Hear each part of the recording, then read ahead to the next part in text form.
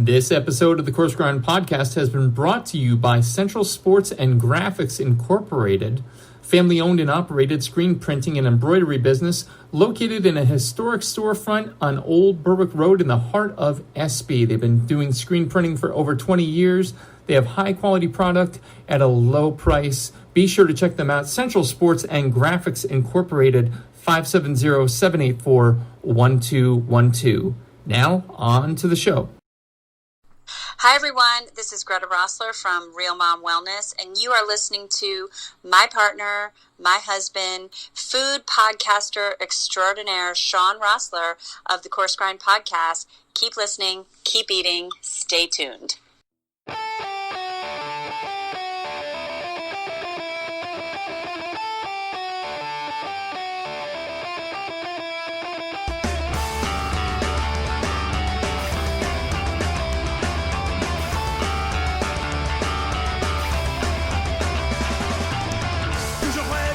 Ladies and gentlemen, welcome back. Episode number 142 of the Coarse Grind Podcast with you, as always this evening, host creator Sean Rossler. How's everybody doing? So here's a little bit of a curveball for you. Those of you who know me, all 3 or 4 of my listeners, hi Mom, know that this show is sprung from an absolute rabid, fervent love of food and drink. And if I'm being totally honest, said love tends to border on gluttony. I get that. I've never been apologetic about it, and I hold fast to the adage that anything worth doing is worth overdoing.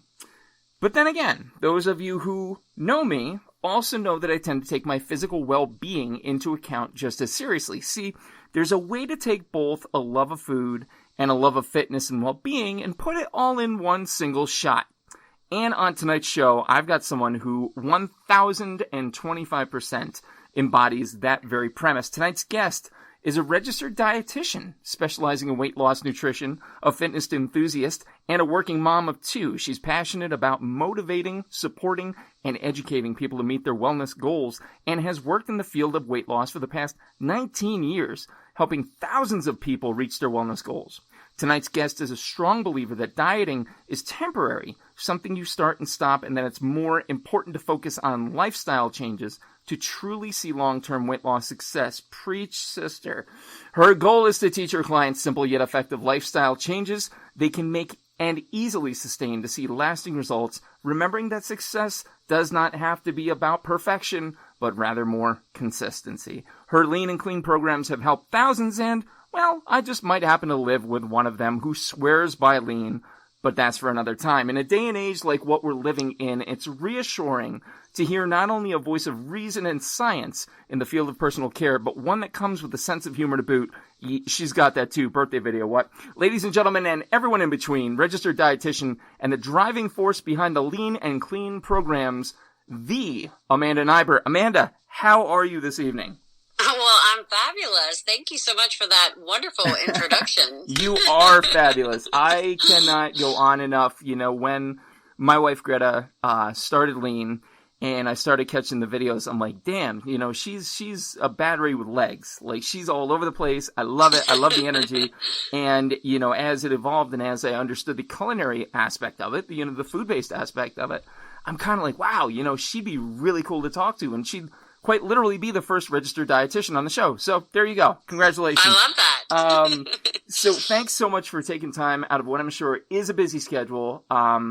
Folks new to the program, folks with terrible short-term memories like yours truly, starters, mains, afters. Starters, we're going to learn where the guest in question comes from, what their backstory is a little bit, and I imagine there's a cool one here. Mains, we're going to talk about where they're at, what they're doing, and finally afters, a little bit more irreverent, a little bit more off the cuff, but no one has been physically injured in 141 episodes, so I don't see that happening this evening. So without further ado, Amanda Nighbert, tell me about where and what you grew up eating.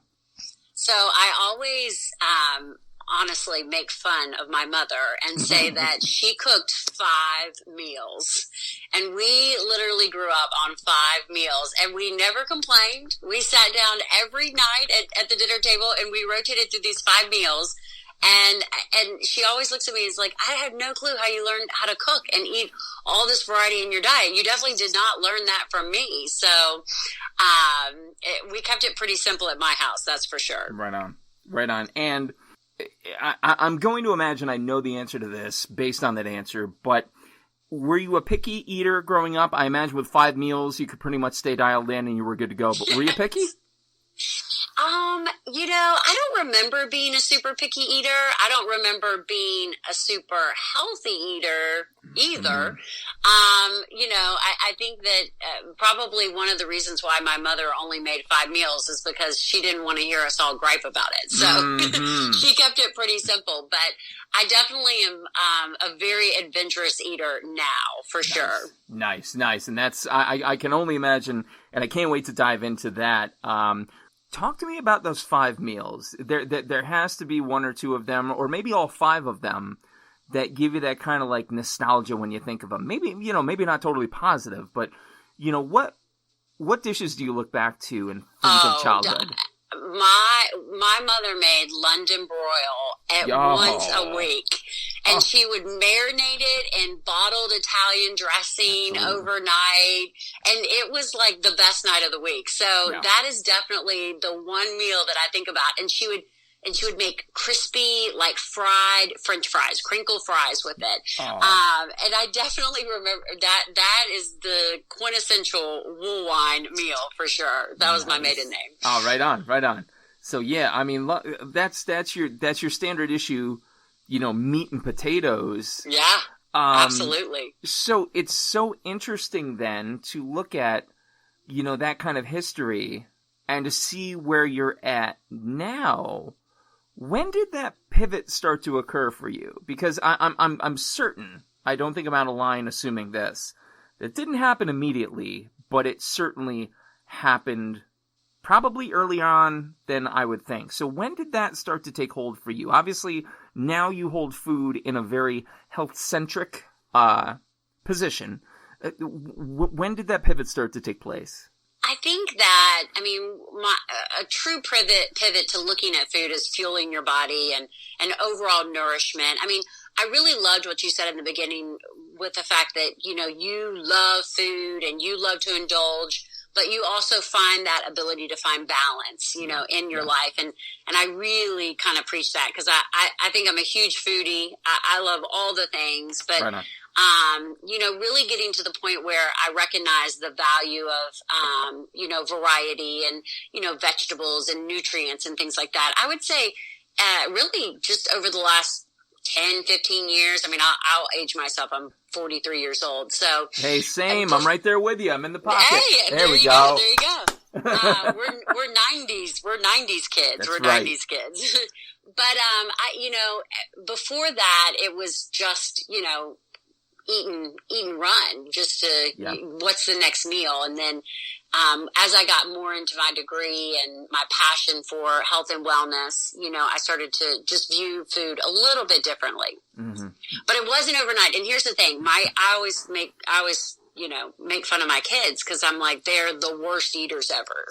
As a dietitian, I should have like the most healthy kids ever. They live on like hot Cheetos and Takis. So, and I think about how I ate.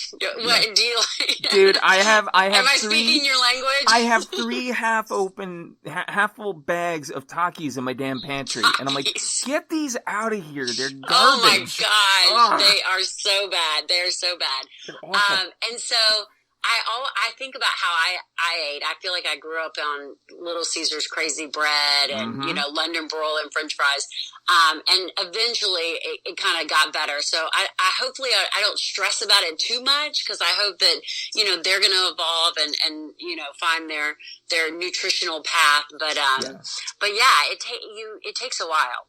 So when did the dietitian path happen? Was it like traditional? Did you go right, from high school to college, or did that happen later on? It was very traditional, went right into college. Okay. Pretty much within, my first year, I kind of knew that I wanted to do something with health and wellness and nutrition. Nice. So I kind of started from day one on that path. Yeah. And so prior to being literally the gas-fueled engine behind Lean and Clean, how did you leverage your dietitian skills prior to that?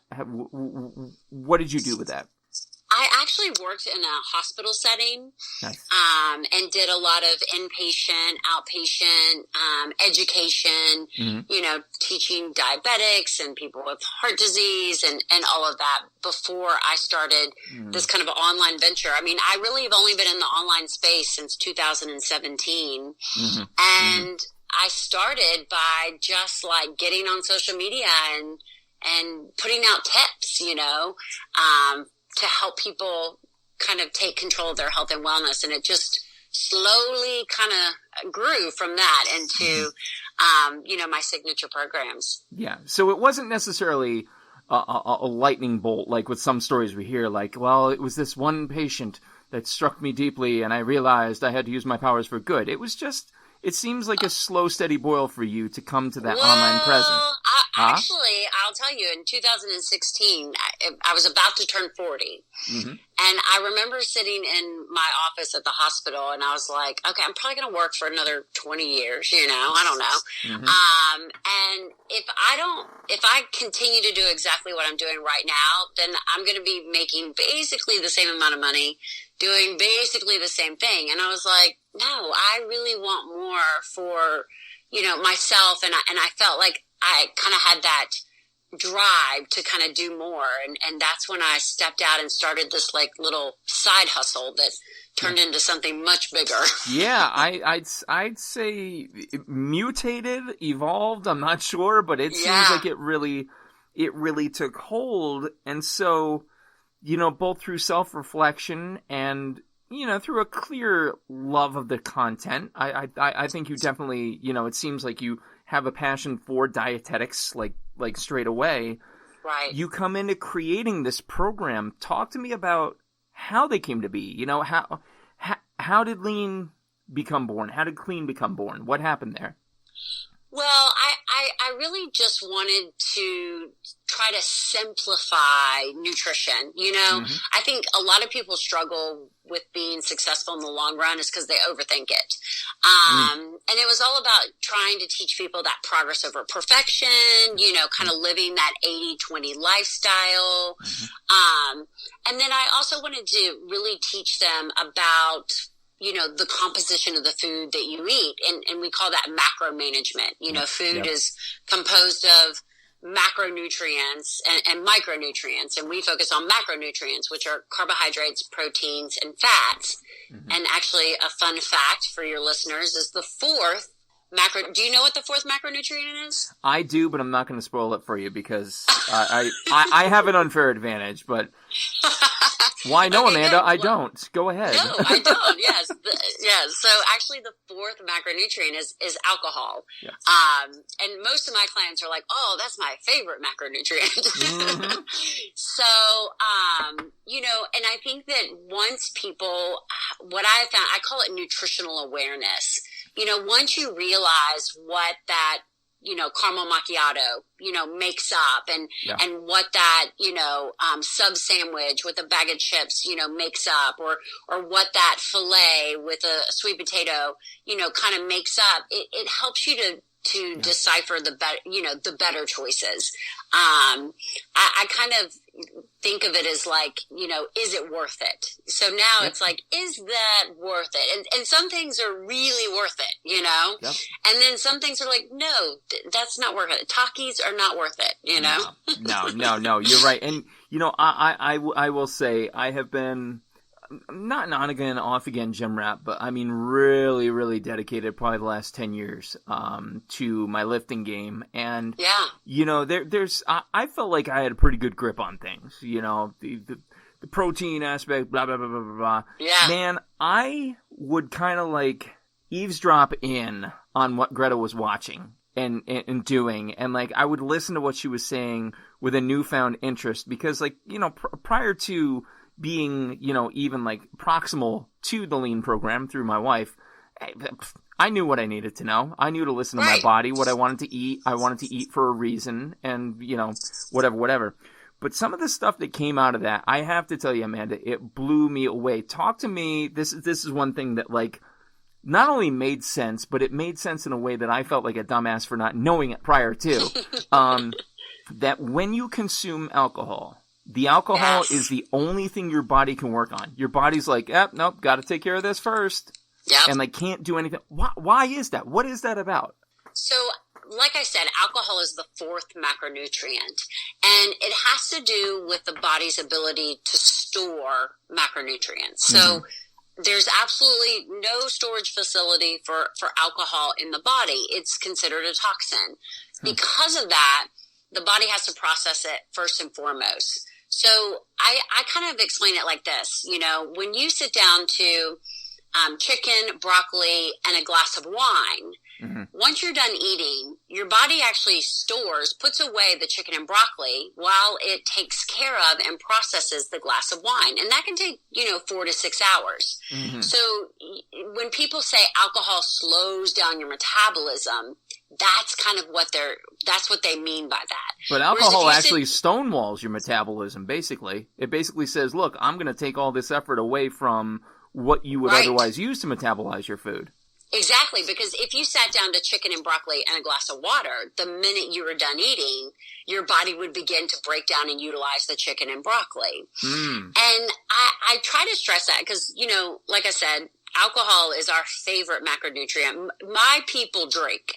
And to take alcohol completely out of the equation, in my mind, is not a sustainable option for most of my clients. So I feel like I have to teach them how to find that balance. And a lot of people, I'll probably pick on women, I mean, men too, but we like to come home and while we're cooking, we like to have a glass of wine.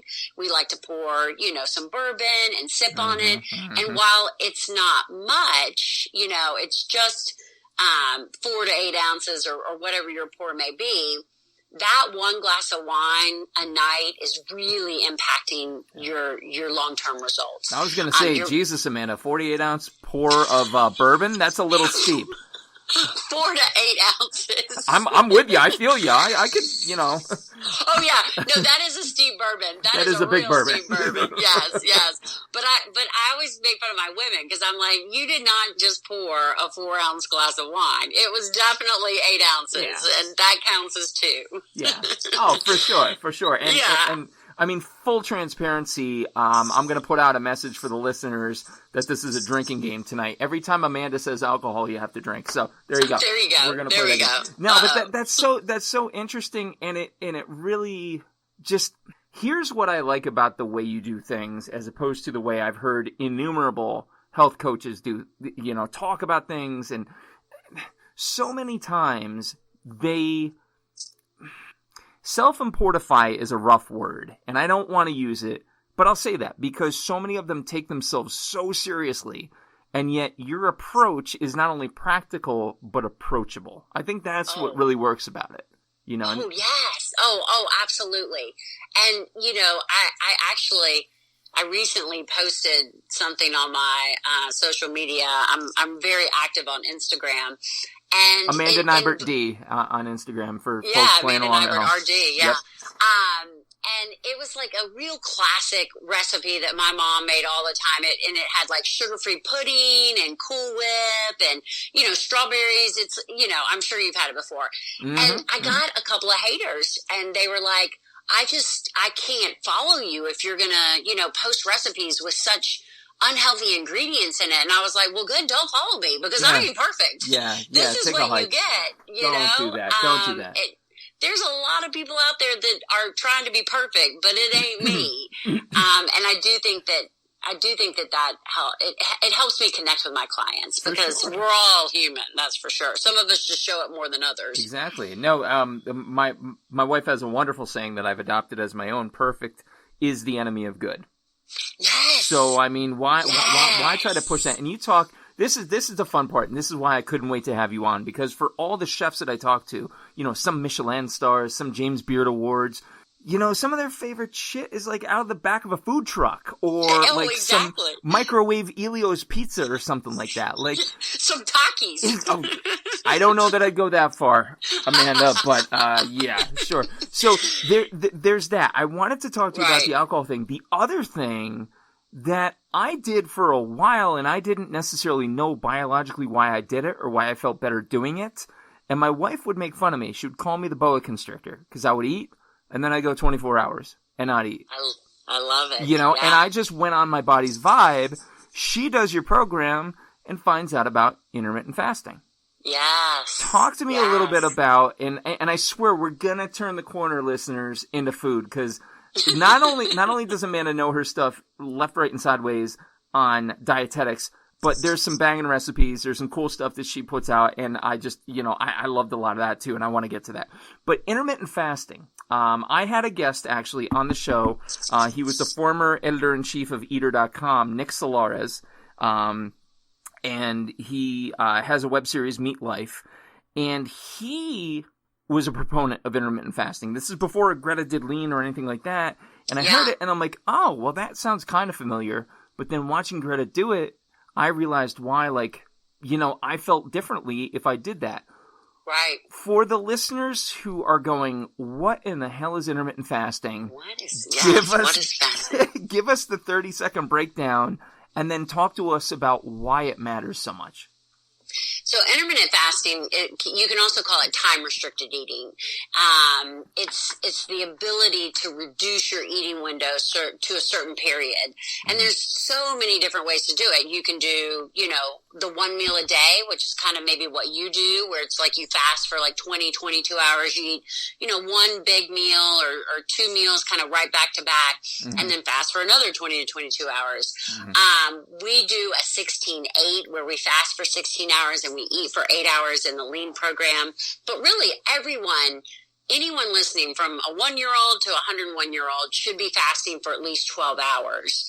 And that means that if, you wrap up dinner at 7 p.m., then breakfast is at 7 a.m., which should be really doable. And here's the deal. Back in the 1970s, prior to this whole 6 small meals a day kind of mantra, our eating pattern was breakfast at 8:30, lunch at noon, dinner at 5:30. So by default, we were fasting for 12 to 14 hours. We just didn't really call it that. It was just life. And then these new dietary guidelines came out and basically theorized that eating 6 small meals a day would increase our metabolism because eating food ramps up your metabolism. It requires more calories to digest and break down food.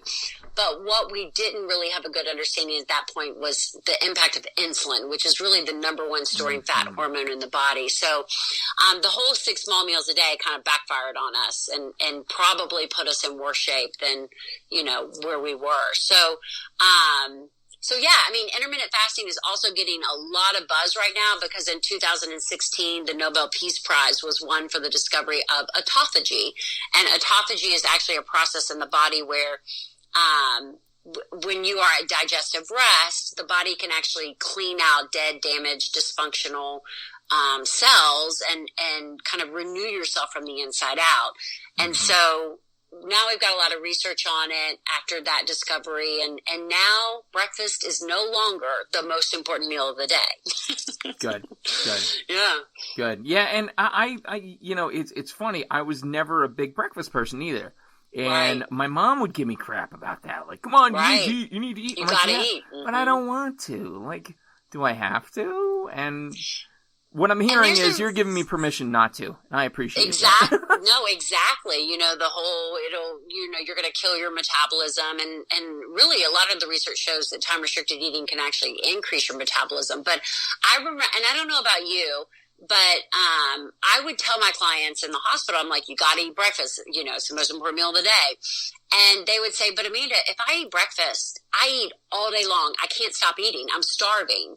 But if I don't eat breakfast, I'm not hungry until 2 o'clock. And in reality, there are processes in the body that actually create that. In a fasted state, in the morning, you wake up and you have a spike in growth hormone. You have a spike in adrenaline. You have a reduction in your hunger hormones. And that's why you're not hungry. So I am a huge proponent of intuitive eating. If you're not hungry, don't eat.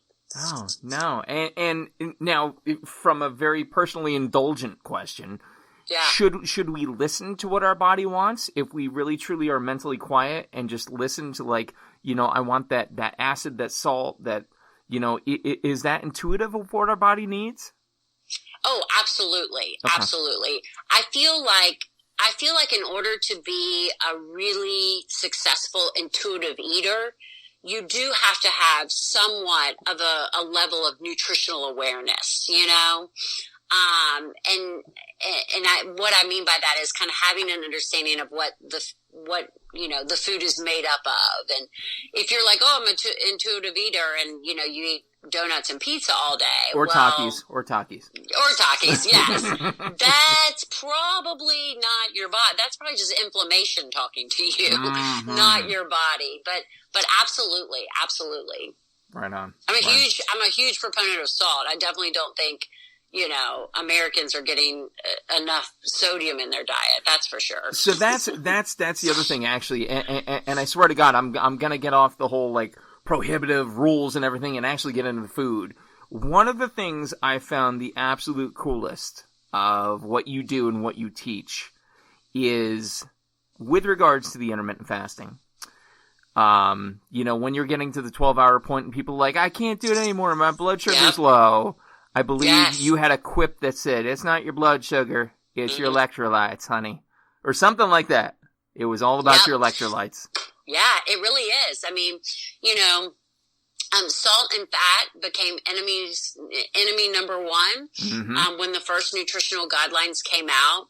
And we now realize that, fat is not the enemy. Fat fills you up. It keeps you full. It helps you lose weight. We know that when manufacturers took all the fat out of their food, that takes all the flavor out. So what did they add? Sugar. And then, all this sodium stuff. So what I find in people that are attempting to implement intermittent fasting is they'll say, if I don't eat breakfast, I'm going to die. I'm going to pass out. Right. And they think that their blood sugar is dropping, but it's really their sodium, potassium, and magnesium are out of whack. Right. So incorporating something as simple as electrolyte water can really make a difference, I think, in how you feel overall, even if you're not fasting. Yeah, no, 1,000%, and I'll stand by that. And again, not like I'm the big breakfast guy or anything, but my wife and I both are really meeting heavy, and sometimes, like, literally, I'm going, get the kids on the bus. Last kid gets on at 7:47. I'm in meetings till 2.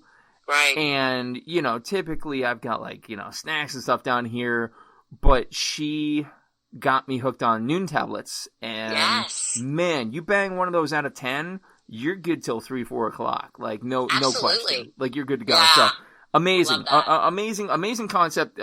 Folks, you need to, if you have any kind of health goals that you're looking to do, that you're looking to attain, that you're looking to achieve, go out, check out AmandaNighbert.com. Go out, check out her Insta account specifically. I know that's where she's most active. Amanda Nighbert, RD. Over there, man.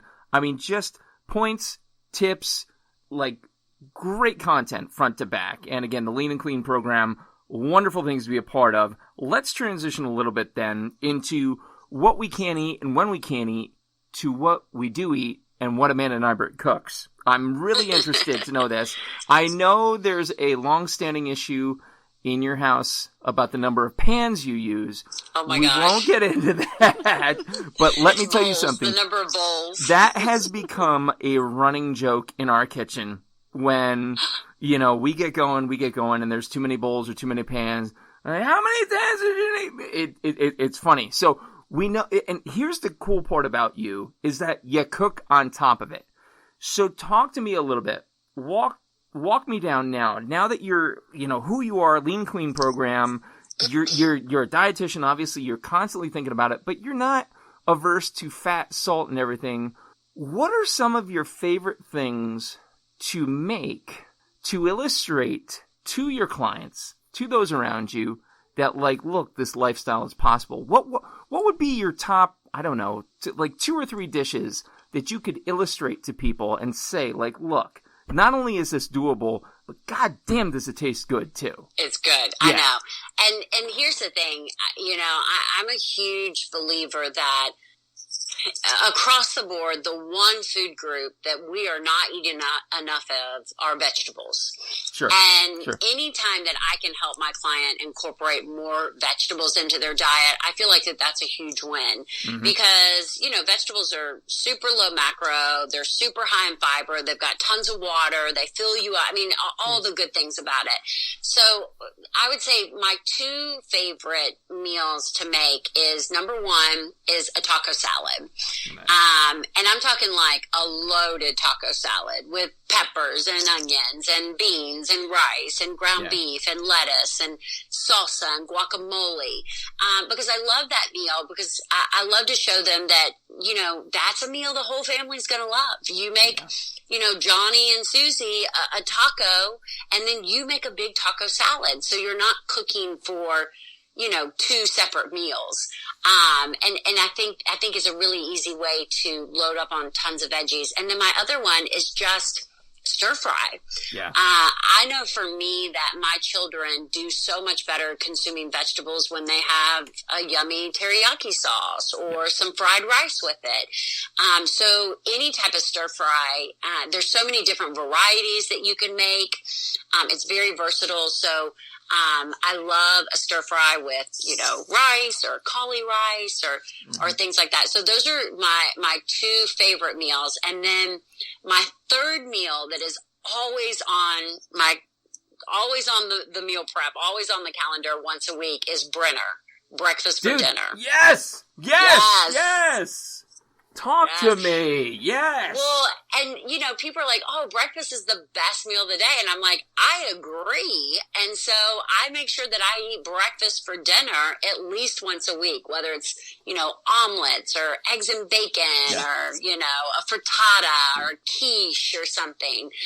So those are definitely three staples in our house. Waffle House is lucky it doesn't have a presence in Pennsylvania. Because I would dominate the living hell. You give me that option 24/7, I'm a mess. I'm done in a week. I'm going to be like, Amanda, I need lean, clean, on repeat the rest of my life. Because I'm done. The one thing I noticed about those two options, though, that you mentioned up front, the taco salad and the stir fry.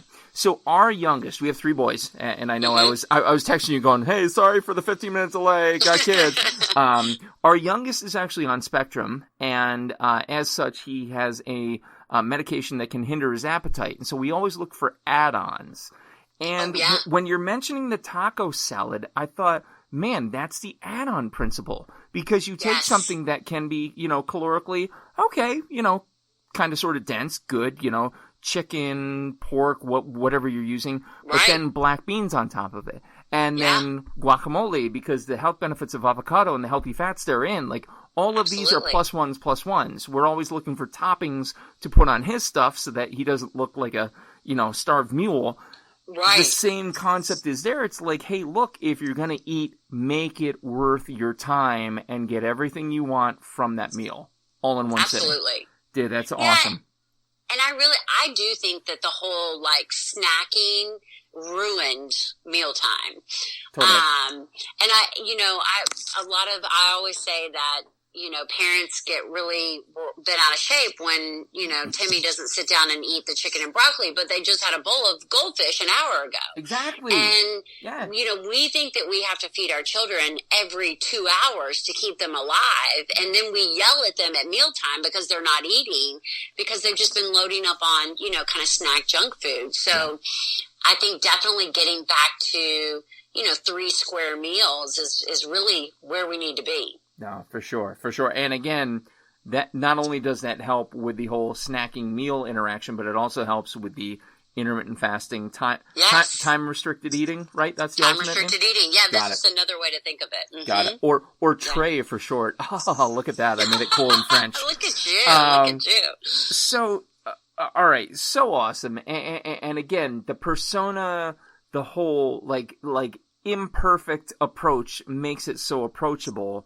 I've got to imagine, though, and I'm gonna, I'm not gonna spill tea, but maybe we'll pour a cup of tea right here and we'll just hold it. And if you want to spill it, you can spill it.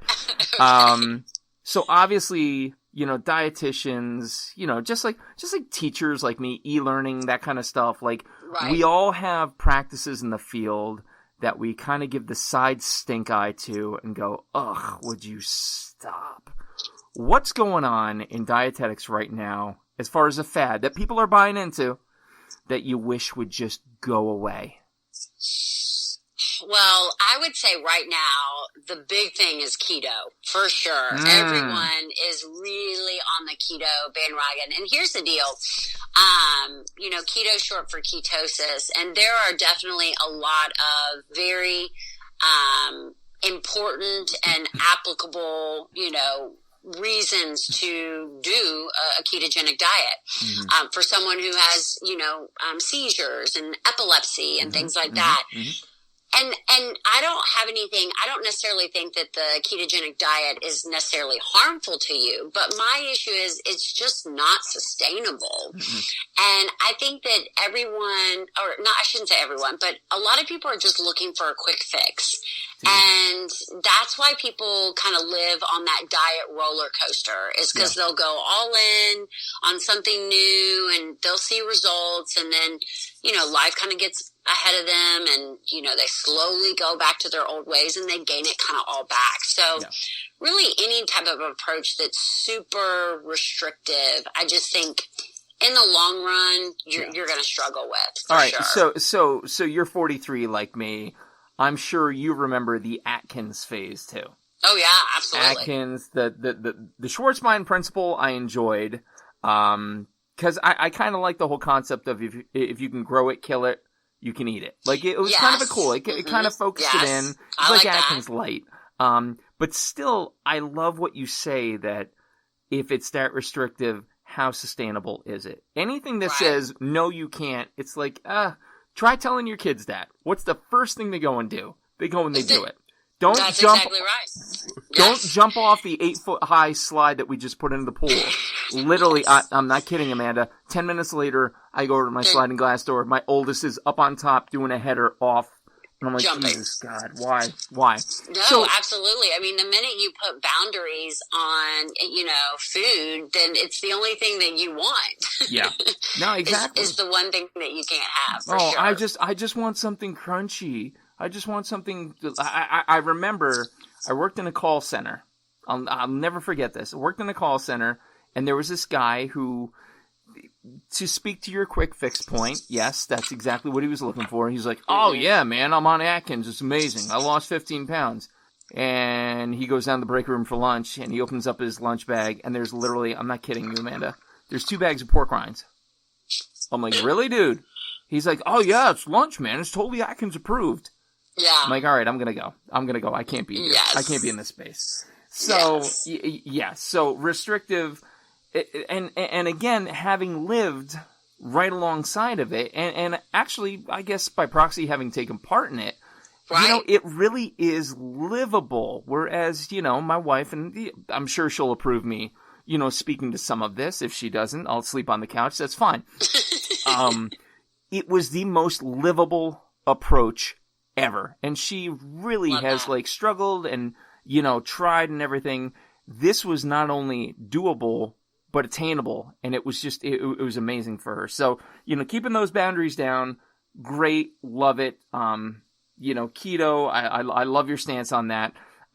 Is there something coming down the pipe in dietetics that maybe is on the cusp of breaking and you're excited to learn more about? Is there something new and emerging? Oh my goodness, absolutely. And really, I think that this whole climate in which we've been in for 2020 around this, virus that we've all been a part of, is the fact that people are realizing that our immunity is important, and our diet really plays a huge role in that. Totally. And so the shift in medicine that I've been seeing over the past couple of years, which I think is going to take a huge right turn, is just this concept of functional medicine, where we're going to get away from treating the symptoms and we're going to get more down to finding the cause. Like whole person concept. Yeah. So if you go to the doctor and you're like, I get horrible migraines, a lot of times they're probably like, okay, well, here's some migraine medicine to treat that.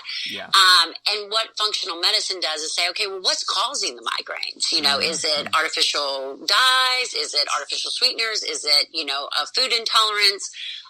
Things like that. And I think that that's going to be a huge shift with regards to, hopefully, the way food is processed, and the way we consume it. Yeah. I personally believe that it should be illegal to serve a milkshake that is like 2,000 calories, because so many people don't have a true concept of what they're eating. I mean, obesity is a huge issue. And I think that there should be some boundaries in terms of, what we allow. I mean, they did kind of get rid of that supersize, remember, is like, do you want to supersize? And everybody did. Because, I mean, for $1 more, more bang for your buck. Why wouldn't you? Why wouldn't you? Exactly. And, that whole kind of era really, didn't do us well, because obviously we all grew up in the Clean Your Plate Club as well. Of course. If we supersized it, we still were going to eat it all, regardless of if we were hungry or not, because we couldn't leave the table until because there's some, starving kids somewhere. Yes. Yeah. Fill in the space with whatever country you want to fill in with. That's the guilt trip my parents gave me too. No, it's a fine line, and I'm always interested in, like, I have no problem whatsoever, with regulation stepping in and saying, the maximum caloric value for this should be da-da-da-da-da-da. Yeah. What do you say to the people who are like, well, it's my God-given... I probably shouldn't take that accent, but let's be honest. I see them around here. They have red hats. Look for them. That's my right to do that. Yeah. But to your point, Amanda, the knowledge is not there. We just had a talk. It's interesting you bring that up, because we had our oldest just turned 13, so we have a teenager, God help us all, in the house, and we had some 2-liter bottles of soda left from his birthday party, sleepover, whatever. Yeah. And we had it on the table, and we make it a point. Not only do I make it a point to talk about, like, the bioethics of meat processing and that kind of thing, but we talk to them about calories, and our oldest actually looked and goes, wow, Mommy, Daddy, there's 40 grams of sugar in one serving of Coke. Yes. And I'm like, I forget that, because I don't drink soda, like, at all, ever. And I had this, like, oh shit moment where I'm like, whoa, what is 40 grams? Like, let's talk about that. What does that look like? And I know we've all seen the imagery and everything, but, like, what an important concept. And so, honestly, I think just like, I think Canada does it. I know some European countries do it. Yes. So when you buy a pack of cigarettes, on it is not just some fancy little verbal warning. It's actually a picture of an extracted lung, somebody with a trach or something like that, that says, hey, look, stupid, don't do this. Great warning. Thank you. Appreciate it. I almost wonder if we've got to get to that level. And I don't mean to sidetrack here into, like, food politics, but I wonder what your thought is on that. How do we get that in place? No, I mean, I think we absolutely need that. And I mean, that's like a big can of worms, because there's so many ways that, I feel like just food labeling can be very deceptive. Like, for example, when you used to buy like a 16-ounce bottle of, say, a soda. Yeah. It used to be that the serving size of that soda was 2.5 on that food label. And so it's assuming that you're going to drink half of it, put the other half away, and come back tomorrow and drink the other half. Well, no, you're going to consume the whole bottle. Yeah. And so people didn't really understand how to read food labels, and they would pick it up and go, oh, this only has 20 grams of sugar. Right. And in reality, it had like 60 grams of sugar or 50 grams of sugar because of how many servings there was. So, that's a recent change that I think has been really valuable, for people to see if you consume the whole bottle, kind of what are you getting. But I do. I mean, there's a big push right now in terms of our SNAP program, which is our food assistance program, to put nutrition back into SNAP, because, there's this whole kind of what you're saying. There's one side of the story is like, well, they should be able to buy whatever they want. They shouldn't be able to be discriminated against. So if they want to buy Coke with their, food assistance, then they should be able to do that. But on the flip side, soda companies make millions and millions of dollars off of this SNAP program. And it's like, if we gave them some, but yet they can't buy a rotisserie chicken. So they can buy, soda, but they can't buy a rotisserie chicken. And so it's like we need to rethink our food policy with regards to health and wellness for sure. No, and that's one of the things. Oh my God, we're getting so soapboxy. I love it. I actually did a demo kitchen for inner city students at the university and all that, and it's amazing that people don't realize that. Hey, look, this freshly made salad dressing, pasta, and chicken costs less per plate than your takeout, than your gosh, yes. Like, it's amazing the lack of and like, listen, I'm a reformed secondary English teacher. I'm not saying take the traditional subjects out. I love them, but God, do we need more food, practical, consumer science, practical living? Yeah, just something like that. All right, no, all right, absolutely. God I damn. love that. All right, I'm done. I'm getting you. Two 43-year-olds getting cranky on air. That's the new podcast right there. Two 43-year-old cranky people. I love it. There we love go. it. Yeah, I could go on for days with that, for sure. You're incredible. Talk to me.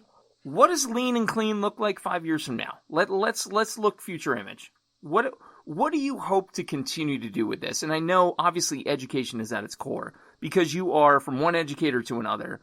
You've got that in spades. Right. But like, what do you want it to do for people, for you, for your family?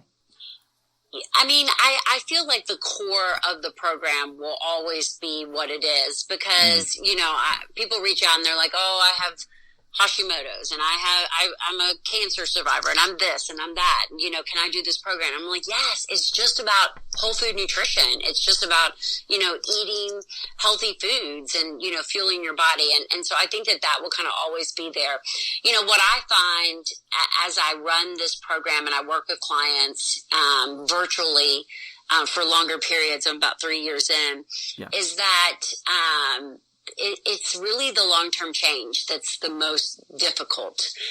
People will see great results. They'll stay dialed in. They may lose 20, 30, 100 pounds, across the board. But over time, they tend to slip back into those old habits. So I'm really working right now to kind of put in that kind of mindset lifestyle piece.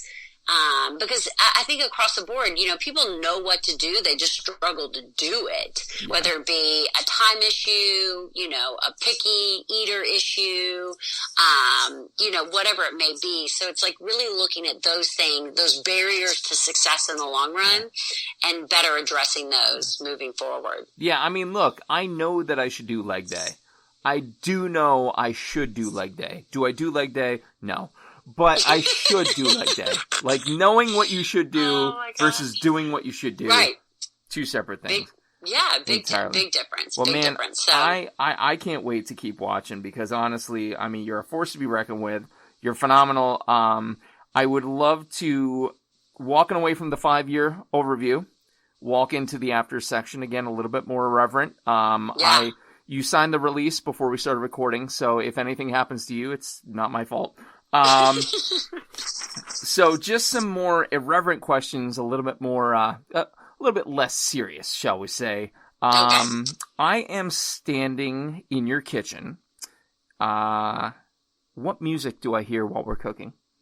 Well, we kind of talked about this before we started recording. Mm-hmm. So we're children of the 90s, and I am all about 90s rap. That's my jam right there.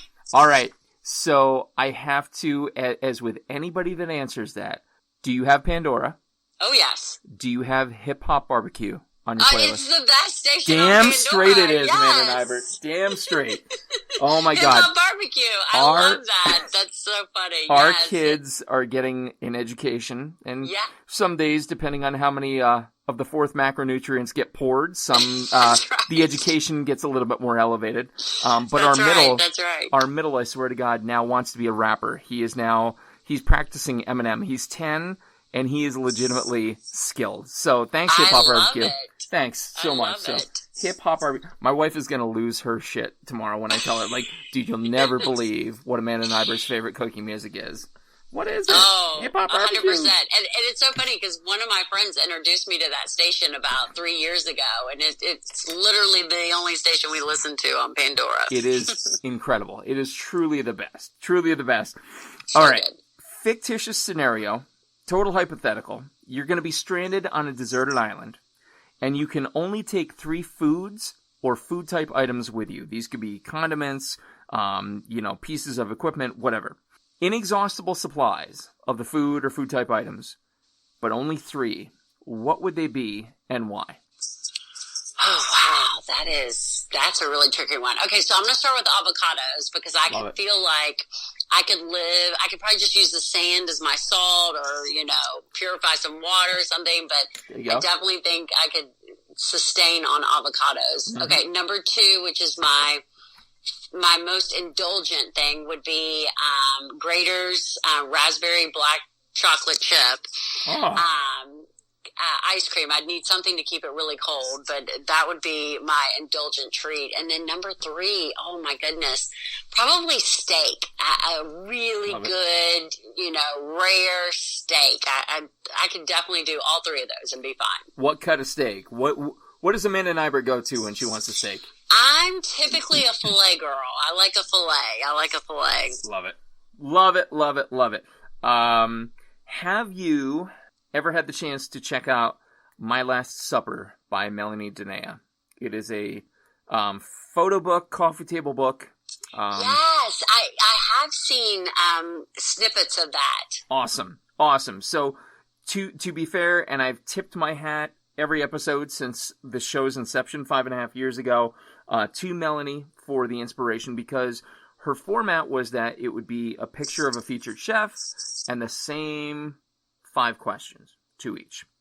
Right. And they all revolved around, your ticket's getting punched tomorrow. You got one last meal.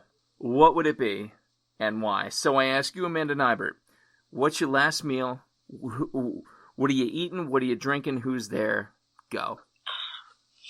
So I'm definitely drinking a spicy margarita for sure. That's my favorite. Or maybe like a spicy Paloma. I love those 2. Those are my top 2. I love a Greyhound. I've got a thing for grapefruit juice, that's for sure. As far as my last meal, I'm obsessed with anything buffalo. So maybe I love buffalo and blue cheese. So something that would combine those 2 things would definitely be it. I'm trying to think of what's that one meal that you always are kind of leaning over. I'm like a huge. It may also be a big salad. Maybe a buffalo ranch salad or something with some blue cheese and some buffalo ranch or something. Because I do love tons of veggies and a big salad. That's the most dietitian answer that's ever been given for that question. I know, it's so cliche. But I do love it. That's awesome. Yeah, and then, probably hanging out with my friends and family for sure. There you go. And finally, Amanda Nighbert, as our time comes to a close here, the simplest and yet the most complex question of the interview. What is food to you in one word? Nourishment. Ooh. Did we just get an original? I think we might. 142 episodes in. I don't know that that's been given. I'm going to have to check the vault. But that's pretty that's pretty strong. And I mean, to your credit, I mean, food not only nourishes, body, mind, and soul, but I mean, can fuel change in a way that people want. So, God, absolutely. Incredible. Amanda Nighbert, thank you so much for hanging out with us tonight. It's been an absolute pleasure. And again, thank you so much for the birthday video for Greta. I appreciate it more than you are so welcome. It was I love it. Awesome. This has been so much fun. I appreciate it. AmandaNighbert.com. Be sure to check her out on Instagram at Amanda Nighbert RD. And again, Facebook, Twitter presences. I believe YouTube channel as well is out there. Yeah, in the mix. YouTube, Pinterest. Like I said, I'm kind of all over the place. She's got all the fancy formatted links, nice and easy. Be sure to check out her site, AmandaNighbert.com. Great place to start. Go out, find all of her stuff, do it all. Do it all twice. or 3 times if you want to. Amanda, thanks so much again. Thank you. Yes, ladies and gentlemen, this has been episode number 142 of the Coarse Grind Podcast. With me this evening, the lean and clean guru, Amanda Nighbert. Our producer, as always this evening, has been Johnny Leuven Robinson, a.k.a. the Reverend Johnny Lamoria. Be sure to check out all his libertarian and cinematic pig's feet happening. And next episode will be number 143. Stay tuned.